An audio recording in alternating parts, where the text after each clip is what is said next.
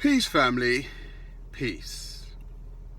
As you can see from the title of this video, I felt this needed to be done. I haven't been at Speaker's Corner. Oh, let me just adjust this chair. I haven't been at Speaker's Corner for a while, and I have seen a lot of pseudo-intellectual nonsense go down at Speaker's Corner. And this video that I'm doing a review on, as you can see, by Mohammed Hijab, and he was speaking to some other guy on the Content Over Everything channel, needed to be done because I heard a lot of pseudo-intellectual nonsense that was being put forth by Mohammed Hijab. And myself and Mohammed Hijab have debated before. You guys saw how that one went down. And I said to him before in the debate, if you don't know what you're talking about and you cannot comprehend what you are talking about, all you are going to do is do a disservice to the thing that you're talking about. Now, for 1 hour and 34 minutes, this guy attempted to run from his own premise as a Muslim. And the premise that he has as a Muslim is Allah is the cause of the universe. Allah is the creator of the universe. That is the Muslim premise. Now, when they get into conversations, they attempt to run, duck, dodge, and divert from this premise. When somebody actually asks them the direct question of, do you believe that it was Allah? Because essentially that's what their whole premise is. So they start with, or he starts with in this video, does something that begins to exist have a cause? Okay? And he means the universe when he says this. This is what he means. Now, if we, and I've said this before, if we go by what the scientific consensus is, they say that a quantum fluctuation is the cause for the universe. It is the cause, a quantum fluctuation. A quantum fluctuation, and I want everybody to get their dictionaries out or their Googles out or whatever, search engine you have, and Google what is a quantum fluctuation. A quantum fluctuation, as you will see, is a shift of energy. A shift in energy. So according to the scientific model, a shift in energy caused the universe, which means energy was the cause of the universe. It's very simple. I've been talking about energy for a very, very long time now, okay? And I've said this on so many occasions that energy was the cause. However, if you were to speak to a Muslim, and I have spoken to a Muslim, and I was to ask them, is Allah energy? They will tell you, no, Allah is not energy. So, according to the scientific model, energy was a cause. According to a Muslim, Allah was the cause. However, Allah is not energy. So he goes on to speak to this guy about the universe, and I just want to break things down bit by bit, okay? The universe, the definition of the word universe is all matter and energy. All matter and space. Sorry, not energy. All matter and space. That's what the universe is. The universe is all matter and all space. So when we look around us, the car that I'm sitting in is part of the universe because it's matter. Okay? The hat that I have on my head is matter. Don't believe me. Go and look up the definition of the word universe and you will see that it is all matter and space. Not 90% of the matter, not 70%, not 99.9. All of the matter and space is the universe. So everything that we know of makes up the universe. Now, in this debate that he has, he says to this guy, a lot of what happens on the quantum level cannot be, it contradicts what we know. but he doesn't actually go on to tell you what happens on the quantum level that contradicts what we know. He just says it a lot. And what I've noticed is a lot of things are said by this guy and not backed up. He says a lot of stuff that sounds intelligent, but he doesn't back a lot of it up. So I would want to go back into the universe. So the universe is all matter and space. Okay? You and I are matter, which means we are basically part of the universe. Everything is part of the universe. Now, if you ask a Muslim specifically if Allah is matter, because remember, they will tell you Allah is not energy. Okay, so even though the scientific model says energy is the cause for the universe, they will tell you that Allah is not energy. Okay, so according to their version, Allah is the cause. So if Allah isn't either energy, and Allah isn't matter, and Allah isn't space, because that's all that exists as far as we know, matter, energy, and space, that's all that exists, what is Allah? What is Allah? Is Allah matter? No. Is Allah energy? No. Is Allah space? No. So then Allah cannot exist in the realms of what we know, because we know that everything is either energy, matter, or space. They will tell you that Allah exists outside of space. Listen to that. Listen to that very carefully. They will tell you that Allah exists outside of space. But all we know is space. So where is the outside of space where Allah exists? There's a conundrum here. What these people attempt to propose is that there is this space outside of space, okay, which would also be space, but it's not our space. It's a different space. But according to the universe definition, everything that is space and matter is the universe. So essentially, Allah would have to exist as part of the universe. But they say, no. And so in this argument, this is what he says. I've written this down. He talks about using deductive logic. Okay? And so this is another logical fallacy when they speak about this cosmological argument. To properly deduct, you must have everything to deduct from. For example, if there's a locked room and there are 4 people inside this locked room, okay? We have a room and we have 4 people. If the lights go out in that room and the lights come back on, and there's no way in or out of that room, and the room is locked, and the lights come back on, and there is a knife in the chest of someone in that room, the person that did that is in that room. So we now have to deduct, was it him? No. Was it her? No. Was it her? No. Was it her? No. We can logically deduct because we have everything to deduct from.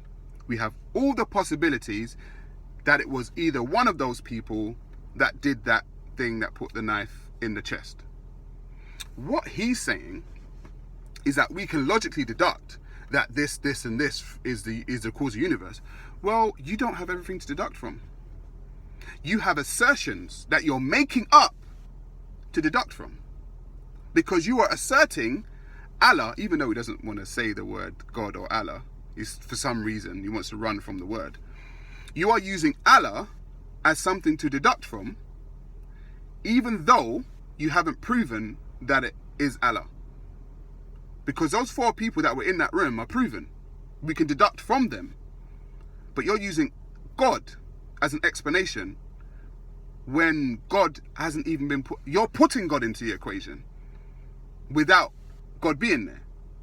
So when you look at the fact that the universe is all matter, okay, and space, and you tell me that Allah is neither of those, Allah is neither space nor matter, and he exists outside of space, the next question should be, where the hell is that?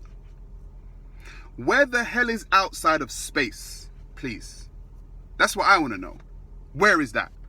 And if you're telling me, because essentially what Muslims will do is tell you that the Quran says, well, the Quran says, and the Quran says, and the Quran says, okay?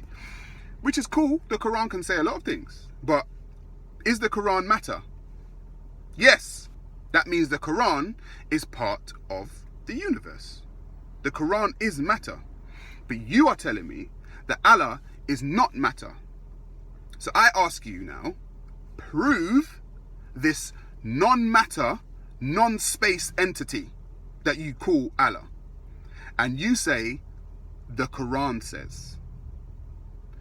Now I want you to really think about this, family. There's a thing that is neither matter nor space. Allah. Yeah, Allah is neither matter or space. And I ask you to prove that. I will ask you to prove that. And what you're going to do is bring to me something of matter, which is a book, to prove something that is non-matter. So you're using something of matter, a book, to prove something that is non-matter and non-space. Now, I'll give you a little analogy. If there are some people on an island and they think, or as far as they know, their island is the only piece of land on the planet. They've scoured the island up and down. They know every single bush. They know every single animal. They know every single person. They know every single centimeter of the island. And they believe that their island is the only piece of land on the globe because they look out on the sea and they cannot see another piece of land. They are convinced. Let's see that as a universe, right? So somebody one day comes to them and says, hey, guys, there's a place called Africa. And they say, what? No. Where's that?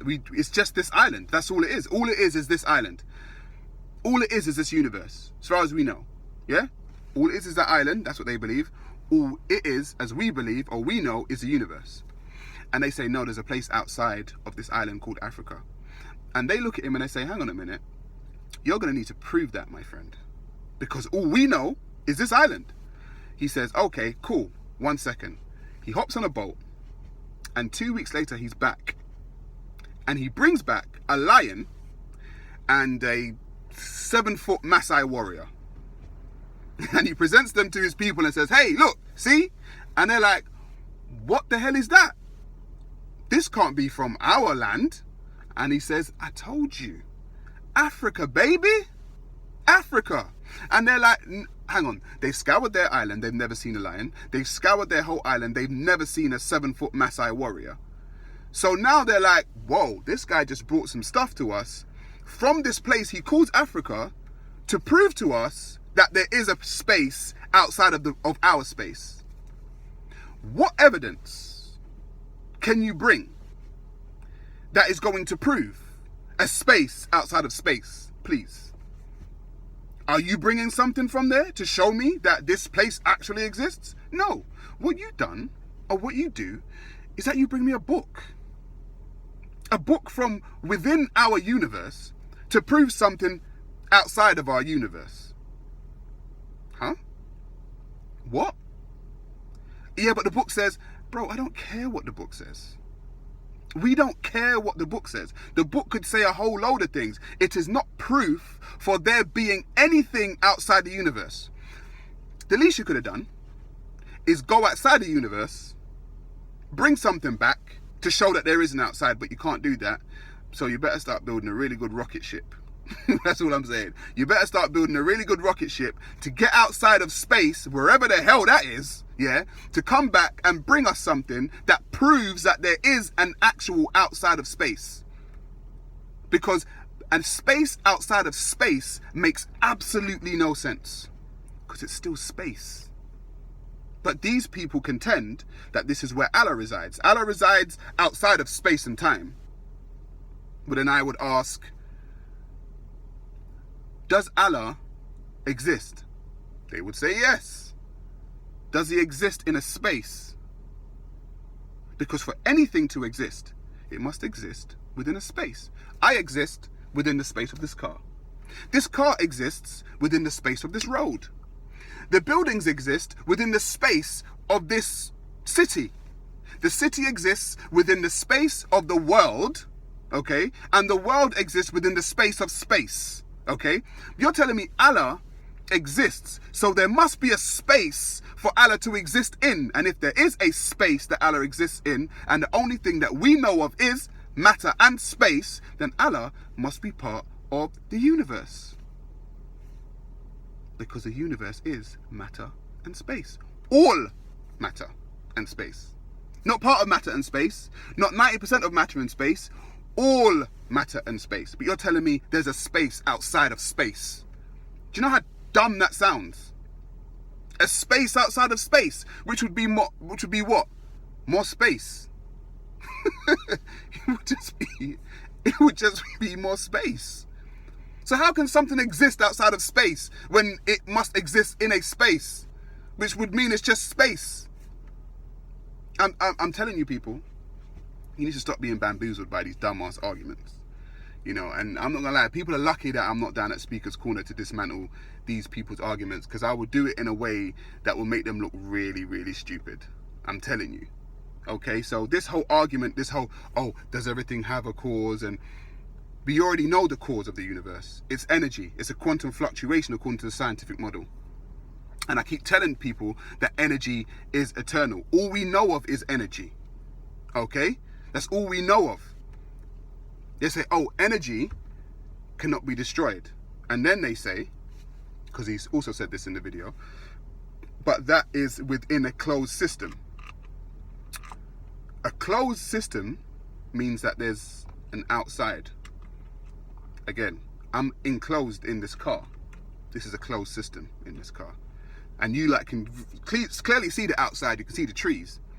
So if the universe is a closed system, where's the outside of it? That's all I want to know. Where's the outside of the universe, please? And would the outside of the universe also be the universe? Because still the space? I'm saying it's a conundrum. It doesn't make any sense to say there's a space outside of space. All we know is space. And they bring an argument to you, okay, that something exists outside of this space. What I saw was 1 hour and 34 minutes of pure sophistry. What is sophistry? Sophistry is the use of clever but false arguments for the purpose of deception. Because that's all it was. It's about deceiving people. It's about deceiving people into believing your analysis. Because the conclusion of religious people in general is God did it. It's all God. God did it. Whereas they can't prove it, because when you start to ask them for proof, they start to say, oh, but the book says, listen, bro, the book ain't proof for anything. The book is proof of, I'll tell you what the book is. The book is proof of human beings that can write. The book is proof of human beings with knowledge. And the book is proof of human beings that can print on paper. That's what the book is proof of. It's not proof of an entity that lives outside of space. You're going to have to bring something better than that, my friend. Just like the guy that brought the Maasai warrior and the lion. Bring something from this outside of space, bro. Bring me a katuka. I don't know what the hell a katuka is. I'm not going to lie to you. But if I saw it, maybe I'll be like, whoa, what is that? I've never seen anything like that. It's not on the elemental chart that we know of. You know, it moves differently than everything that we know. Maybe there is an outside of space where these things exist. A katuka. Fantastic. But you haven't brought me anything. You brought me a book. You brought me a book that exists within the universe and is a part of the universe to prove something that is outside of the universe. It's a really weak argument. And they stand there in front of you like they're making really good points. They ain't. Okay, so I want people to take this argument back to Speaker's Corner and ask them, outside of space, is that where Allah exists? Okay, cool. So what proof do you have of this outside of space, please? That's what I want. I want proof of outside of space, because the universe is all space and all matter. And you told me that Allah is neither one of those, which means Allah cannot exist is as part of the universe. So bro, you're telling me a really fantastic story that there is this thing that exists outside of space and outside of matter. That's a fantastic story, bro. And an extraordinary story and a fantastic story requires extraordinary proof and fantastic proof. But you know what you brought me? You brought me a book. A book of all things to bring to prove your point. A book. No, my friend, you are going to do much better than that. You are going to have to do much better than that, or we are going to ridicule you, okay? And we are going to laugh at you, and laugh you out of the intellectual conversations that we have. It's time to start laughing these people out of intellectual conversations, because they are acting and sounding like they're intellectual, but it's pseudo intellect. It doesn't make any sense, because you know what's going to happen after that? I tell you what happens after that. They get really intellectual with the universe and, you know, the uncaused cause and the infinite regress and all this kind of stuff. And it sounds, oh, you're like, oh, yeah, intelligent. And then they get to talking snakes. And then they get to flying horses, okay? So they went from, I'm intellectual and I'm going to use scientific methods and I'm going to be a scientist right now, but also there are winged horses that fly. Really? Okay. There are also men that can part the sea with a staff. Really? There are also things made of smokeless fire. Bro, you sounded so intelligent in the beginning, but now you're starting to talk about some real mythological, crazy, out there stuff. And this is what happens. And not only does it do that, it goes even deeper. It goes from, I'm intellectual, I'm going to talk about the universe, the uncaused cause, the infinite regress, the quantum level, talking snakes, then flying horses, people parting the sea with a staff, and then men allowing themselves to have sex with 9-year-olds and keep slaves. You see how it went from there to there, to there, to there, to there. That's how they start. They start really intellectual, and then by the end of it, you're a kafir anyway, and you're going to burn in hell. You see what I'm saying? This is the argument of religious people. Don't get bamboozled. Do not get bamboozled, people. There is a guy that I speak to on the Google Hangouts, and he's got his own YouTube channel. His name's Mr. Lee. And Mr. Lee says this. Shout out to Mr. Lee, by the way. Mr. Lee says this. You can tell how people are by the type of car salesman that they would be. And this is what religious people do. I'm in a car right now, okay? And I'm selling it to you. So this is what they do. They're going to sell you their religion to try and make you buy it, right? You know the car, when it gets into fourth gear, right? You start to hear a little rattling noise. You know that because you are driving the car. You know that there's rust under the bumper. You know that the engine doesn't run that well, right? And you know that, you know, there's some other stuff under the bonnet that you don't really want them seeing. However, you shine that car up really good. You wash it, you shine it, you buffer it, and you tell these people, look at this car, it's great, fantastic. But you don't tell them about the fourth gear and the rattling. You don't tell them about what's under the bumper. You don't give them all the bad stuff. You try to sell them the car looking shiny. And as soon as somebody goes to attempt to open up the bonnet, oh no, don't open the bonnet. Look, come look at the back of the car. Look, it's got great lights. Oh no, you don't want to drive. Don't put it into fourth gear because it sounds really good in first and second. That is what kind of car salesmen these people are. They do not tell you the type of car they're trying to sell you because they don't tell you everything about the car. And so when you buy that car based on what it looks like and the things that they try to sell to you, and then you get in and you realize, hang on, talking snakes, angels, guys owning slaves, guys having sex with 9-year-olds, what the hell have I got myself into? It's too late. It's too late. They've sold you the car. And you're like, oh, damn, what am I going to do? These people are charlatan car salesmen. Okay, that's what they are. Religious people in general, not just Muslims, not just Christians, not just Jews. The Abraham religions in general, they sell you the car, right? Not telling you about the bad stuff. They will sell you the Bible without going into the condoning of the rapes.